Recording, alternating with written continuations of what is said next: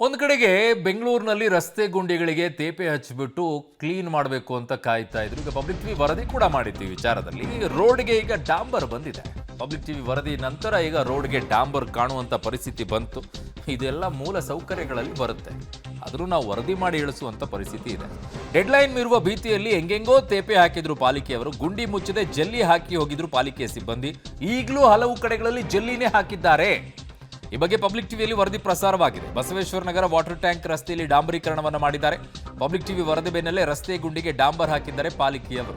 ಗುಂಡಿ ಮುಚ್ಚೋದು ಅಂತಂದ್ರೆ ಡಾಂಬರ್ ಹಾಕಿ ಮುಚ್ಚುವಂಥದ್ದು, ಆದರೆ ಇಲ್ಲಿ ಜಲ್ಲಿ ಹಾಕಿ ಮುಚ್ಚುವಂತ ಕೆಲಸಕ್ಕೆ ಹಲವು ಕಡೆಗಳಲ್ಲಿ ಮಾಡಿದ್ದಾರೆ.